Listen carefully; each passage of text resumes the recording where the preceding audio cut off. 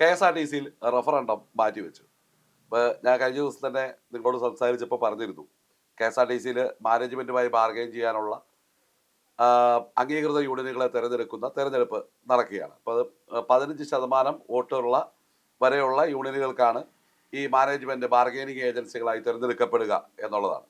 ഇപ്പോൾ ഈ മത്സരത്തിൽ നമ്മൾ മത്സരിക്കുമ്പോൾ ഇവിടെ വിവിധ രാഷ്ട്രീയ ട്രേഡ് യൂണിയനുകളും വെൽഫെയർ അസോസിയേഷൻ രാഷ്ട്രീയ രഹിത സംഘടനയായി നമ്മളും മത്സരിക്കുന്നു എന്നുള്ളതാണ്.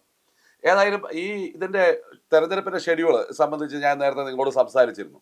ആ ഷെഡ്യൂൾ പ്രകാരം നിലവിൽ ഈ 15-ാം തീയതി, കഴിഞ്ഞ 4-ാം മാസം 15-ാം തീയതി നോമിനേഷൻ പ്രക്രിയകൾ നടക്കേണ്ടതായിരുന്നു. അപ്പോൾ അതിന് മുമ്പായി തന്നെ ഈ 6-ാം തീയതി ഇതിൻ്റെ വോട്ടർ പട്ടിക കരട് പ്രസിദ്ധീകരിച്ചു. ആ കരട് പട്ടികയിലെ പരാതികൾ നമ്മൾ സമർപ്പിക്കുക, അതിനുശേഷം അന്തിമ വോട്ടർ പട്ടിക പ്രസിദ്ധീകരിക്കുക, അതിനുശേഷം നോമിനേഷൻ സമർപ്പിക്കുവാനുള്ള അവസരം നൽകുക എന്നുള്ളതായിരുന്നു ആ ഷെഡ്യൂൾ പ്രകാരം പറഞ്ഞിരുന്നത്. എന്നാൽ ഈ 15-ാം തീയതി രാവിലെ നമ്മൾ നോമിനേഷൻ സമർപ്പിക്കുവാനായി തിരുവനന്തപുരത്തേക്ക് ചെല്ലുമ്പോഴാണ് അറിയുന്നത് അവിടെ ഈ അന്തിമ വോട്ടർ പട്ടിക തയ്യാറാക്കിയിട്ടില്ല. അപ്പോൾ അന്തിമ വോട്ടർ പട്ടിക തയ്യാറാക്കുന്നതിനുള്ള സംബന്ധിച്ചുള്ള വിഷയം, ഇവിടെ KSRTC മാനേജ്മെൻറ്റ് കൊടുത്തിരിക്കുന്ന വോട്ടർ പട്ടികയിൽ ബദലി വിഭാഗം ജീവനക്കാരില്ല എന്നുള്ളതാണ്. ഇപ്പം ഞാൻ നേരത്തെ പറഞ്ഞു, ബദലി വിഭാഗം ജീവനക്കാരെന്ന് പറയുന്നത് എംപാനൽ എന്ന് പറയുന്നൊരു വിഭാഗം KSRTCയിലുണ്ടായിരുന്നു. അത് കഴിഞ്ഞിട്ട് ബദലി വിഭാഗം ജീവനക്കാർ 100 ഡ്യൂട്ടി മാത്രമേ അവർക്ക് നൽകുകയുള്ളൂ എന്ന് കോർപ്പറേഷൻ തന്നെ ഉത്തരവിറക്കിയിട്ട് വന്നിട്ടുള്ള ബദലി വിഭാഗം ജീവനക്കാർ. അപ്പം അവരിൽ പലരും ഈ 5-6 മാസങ്ങളായിട്ട് KSRTCയിലേക്ക് കടന്നു വന്നിട്ടുള്ള ആളുകളാണ്. അപ്പം അവർക്ക് ഈ 120 ഡ്യൂട്ടി, അതായത് ഇലക്ഷനിൽ വോട്ട് ചെയ്യാൻ വേണ്ടി 120 ഡ്യൂട്ടി വേണം. നിയമപ്രകാരം ഇവർക്ക് 100 ഡ്യൂട്ടിയെ കൊടുക്കാവുള്ളെന്ന് KSRTCയുടെ കർശന നിർദ്ദേശമുണ്ട്. പക്ഷേ KSRTC ഡിപ്പോകളിൽ അവിടുത്തെ കൺട്രോളിംഗ് ഇൻസ്പെക്ടർമാരെ ഉപയോഗിച്ചുകൊണ്ട് ഭരണകക്ഷി ട്രേഡ് യൂണിയൻ അവരുടെ പിണയാളുകളാണ് ഈ കൺട്രോളിംഗ് ഇൻസ്പെക്ടർ എന്ന് പറയുന്ന എല്ലാ യൂണിറ്റിലും ഇരിക്കും, നമുക്കറിയാവുന്ന. അപ്പോൾ അവരെ ഉപയോഗിച്ചുകൊണ്ട് സ്ഥിരം ജീവനക്കാരുടെ സറണ്ടർ ഉൾപ്പെടെയുള്ള കാര്യങ്ങളെ നിർത്തലാക്കി. അപ്പോൾ സ്ഥിരം ജീവനക്കാരുടെ സറണ്ടർ ഉൾപ്പെടെയുള്ള കാര്യങ്ങൾ നിർത്തലാക്കുമ്പോൾ എന്ത് സംഭവിക്കും? അവർ പിന്നീട് അഡീഷണൽ ഡ്യൂട്ടി ചെയ്യുകയില്ല. അപ്പോൾ അങ്ങനെ അഡീഷണൽ ഡ്യൂട്ടി അവർ ചെയ്യാതെ ഈ പുതിയതായിട്ട് വന്നിട്ടുള്ള ബദലി വിഭാഗം ജീവനക്കാരെ കൊണ്ട് 120 ഡ്യൂട്ടി തികയ്ക്കാൻ വേണ്ടി ഉള്ള ഒരു ഗൂഢാലോചന നടത്തുകയും അവിടെ അതുവഴി ഇവരെ ഈ തെരഞ്ഞെടുപ്പിൽ വോട്ടർ പട്ടികയിൽ ഉൾപ്പെടുത്തണം എന്നാവശ്യപ്പെടുക. ഏതായാലും ഈ റഫറണ്ടത്തിന്റെ പ്രക്രിയയുടെ തുടക്കം മുതൽ തന്നെ ഇവിടെ നമ്മുടെ ലേബർ അസിസ്റ്റന്റ് ലേബർ കമ്മീഷണർ ഉൾപ്പെടെ ഈ കാര്യത്തിലൊരു നിർബന്ധിത ബുദ്ധി ചെയ്യുകയാണ്. ഇപ്പം നമുക്കറിയാം, വാട്ടർ അതോറിറ്റിയിലാണെങ്കിലും KSEBിയിലാണെങ്കിലും, KSEBിയിൽ കഴിഞ്ഞ ദിവസം തന്നെ റഫറണ്ടം നടന്നത്. ആ റഫറണ്ടത്തിൽ സ്ഥിരം ജീവനക്കാർക്ക് മാത്രമേ ഈ വോട്ടവകാശമുള്ളൂ. അപ്പോൾ അത് ഞാൻ ചോദിച്ചപ്പോൾ അവർ ലേബറിൽ നിന്ന് അറിയാൻ കഴിഞ്ഞത് അവരാരും പരാതിപ്പെട്ടില്ല എന്നുള്ളൊരു വിചിത്രവാദം.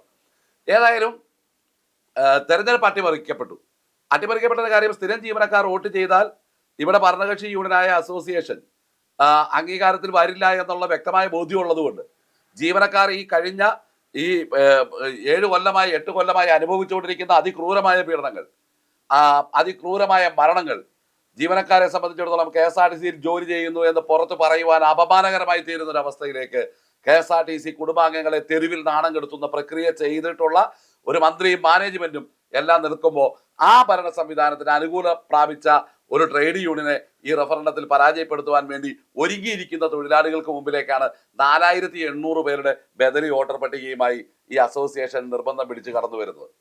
അപ്പം അതിന് തൊഴിൽ വകുപ്പിൽ നിന്നുള്ള പിന്തുണ, അതിൻ്റെ ഭരണപരമായിട്ടുള്ള രാഷ്ട്രീയപരമായ കാര്യം നമുക്കറിയാം, പിന്തുണ ലഭിക്കുന്നു. KSRTC മാനേജ്മെന്റിനെ സംബന്ധിച്ചിടത്തോളം ഇവർ 100 ഡ്യൂട്ടിയിൽ കൂടുതൽ ചെയ്തു എന്ന് പറയുവാൻ സാധിക്കില്ല. കാരണം KSRTC തന്നെ നിയമത്തിൽ 100 ഡ്യൂട്ടി ഇവരെ കൊണ്ട് ജയിക്കാവുള്ളൂ എന്ന് പറഞ്ഞിട്ടുണ്ട്. മറിച്ച് PSCക്കാർ നൽകിയിരിക്കുന്ന ഹൈക്കോടതിയിലെ കേസുമായി ബന്ധപ്പെട്ട് സത്യവാങ്മൂലം കോടതിയിൽ സമർപ്പിച്ചിട്ടുള്ളത് കാരണം കോർപ്പറേഷൻ നിലവിൽ പുലിവാല് പിടിച്ച പോലെ അവസ്ഥയായി. ഏതായാലും വെൽഫെയർ അസോസിയേഷൻ ഈ കാര്യത്തിൽ വളരെ വ്യക്തമായിട്ടുള്ള നിലപാട് സ്വീകരിക്കുകയും നമ്മൾ ബഹുമാനപ്പെട്ട ഹൈക്കോടതിയെ സമീപിക്കുകയും ഇപ്പോൾ ഹൈക്കോടതി ഒരു വിധി പ്രസ്താവിച്ചിരിക്കുന്നു, നിലവിൽ ബദലി വിഭാഗം ജീവനക്കാർ വോട്ട് വേണ്ട, ഷെഡ്യൂൾ പ്രകാരം ഇലക്ഷൻ 30-ാം തീയതി നടത്തട്ടെ എന്നാണ്. അപ്പോൾ ഇന്നിപ്പോൾ ഞാൻ നിങ്ങളോട് സംസാരിക്കുമ്പോൾ ഏകദേശം 18-ാം തീയതി 19-ാം തീയതി. അപ്പോൾ ഈ 19-ാം തീയതി നമ്മൾ ഈ കാര്യങ്ങളെക്കുറിച്ച് സംസാരിക്കുമ്പോൾ 30-ാം തീയതി ഇലക്ഷൻ നടക്കുമെന്നുള്ള കാര്യത്തിൽ ഇപ്പോഴും ഉറപ്പില്ല, കാരണം നോമിനേഷൻ സമർപ്പിച്ചിട്ടില്ല. ഇനി ബദലി വിഭാഗം ജീവനക്കാർക്ക് എന്തുകൊണ്ടാണ് വോട്ട് പാടില്ല എന്ന് നമ്മൾ പറയുന്നു. ഇപ്പോൾ KSRTC മുൻകാലങ്ങളിൽ എംപാനൽ വിഭാഗം ജീവനക്കാരുണ്ടായിരുന്നു. ആ എംപാനൽ വിഭാഗം ജീവനക്കാർ ആദ്യം എംപ്ലോയ്മെന്റ് എക്സ്ചേഞ്ചിൽ നിന്നുള്ള വിഭാഗം ജീവനക്കാരായിരുന്നു. അവർ എംപ്ലോയ്മെന്റ് എക്സ്ചേഞ്ചിൽ നിന്നുള്ള ജീവനക്കാർക്കുള്ള എല്ലാ അവകാശവും അധികാരങ്ങളും അവർക്കുണ്ടായിരുന്നു. അവർക്ക് സർവീസ് ബുക്ക് ഉണ്ടായിരുന്നു. സർവീസ് ബുക്ക് ഉണ്ടായിരുന്ന കാര്യം പറയുമ്പോൾ ചിലർ തർക്കിക്കാൻ സാധ്യതയുണ്ട്. ആദ്യം ഉണ്ടായിരുന്നു കേട്ടോ. എംപ്ലോയ്മെന്റ് എക്സ്ചേഞ്ചിൽ നിന്നും KSRTCയിലേക്ക് വന്നിട്ടുള്ള എംപ്ലോയ്മെന്റ് വിഭാഗം ജീവനക്കാർ, അത് പ്രത്യേകം തന്നെ ഉണ്ട്. എംപ്ലോയ്മെന്റ് എംപാനൽ എന്ന് പറയുന്നത് പ്രത്യേക വിഭാഗമായിരുന്നു. അവരെ മൊത്തത്തിൽ കൂട്ടിക്കൊഴിച്ചിട്ട് എംപാനലാക്കി. ആ എംപാനലിനെ പിരിച്ചുവിട്ടു. ഇതാരാ കൊണ്ട് നടന്നതും നീയേ ചാപ്പ, കൊണ്ടുപോയി കൊല്ലിച്ചതും നീയേ ചാപ്പ എന്നുള്ളൊരു പഴഞ്ചൊല്ലുണ്ടല്ലോ.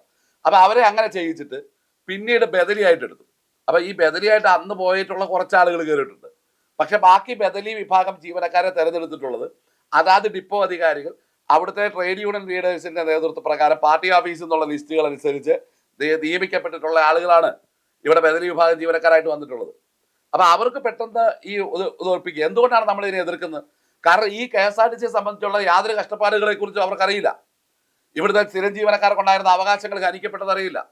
അവരെ സംബന്ധിച്ചിടത്തോളം 715 രൂപയ്ക്ക് കരാർ വ്യവസ്ഥയിൽ മാനേജ്മെന്റുമായി ചേർന്ന് ജോലി ചെയ്യുക, മാനേജ്മെന്റ് തോന്നുമ്പോൾ അവരെ പിരിച്ചുവിടും. അവർക്ക് യാതൊരു വിധത്തിലുള്ള ഈ പറയുന്ന ബെനിഫിറ്റും ഇല്ല.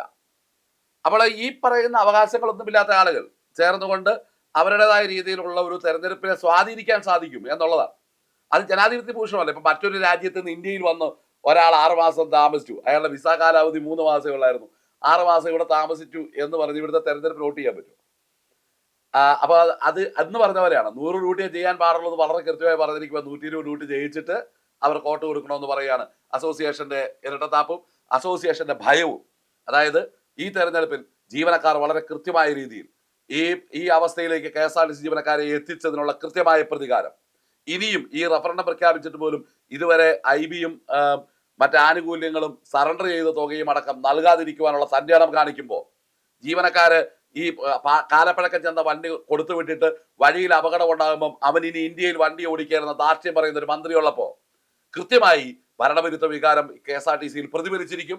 ഈ അവസ്ഥയിലാക്കിയവർക്കെതിരെ അതിശക്തമായ രീതിയിൽ വോട്ട് ചെയ്യുവാൻ ജീവനക്കാർ കാത്തിരിക്കുന്നു. അതിനെ ഭരണകക്ഷി യൂണിയൻ ഭയക്കുന്നു. അതിന്റെ പരിണിത ഫലമായിട്ടാണ് ഏതായാലും ഇവരുടെ കക്ഷി പിടിവാശി നിലനിൽക്കുന്നിടത്ത് നിയമം എന്ന ആയുധം ഉപയോഗിച്ച് വെൽഫെയർ അസോസിയേഷൻ വിജയത്തിലേക്ക് എത്തുകയാണ്. കാരണം നമ്മൾ നിയമം കൊണ്ട് ആ കാര്യം ബഹുമാനപ്പെട്ട നീതിപീഠത്തെ സമീപിക്കുകയും നീതിപീഠം 30-ാം തീയതി വോട്ടെടുപ്പ് നടത്തണം എന്ന് അറിയിച്ചിരിക്കുകയും ചെയ്തിരിക്കുകയാണ് ഇപ്പോഴത്തെ അവസ്ഥയിൽ. ഏതായാലും ഇനി അതിന് അപ്പീൽ പോകുമോ, അത് നടക്കുമോ ഇല്ലയോ എന്നുള്ള കാര്യത്തിൽ ഇപ്പോഴും നിശ്ചയമില്ല. അത് അനിശ്ചിതത്തിൽ തുടരുന്നു എന്നുള്ള കാര്യമാണ് നിങ്ങളെ അറിയിക്കുവാനുള്ളത്. നന്ദി.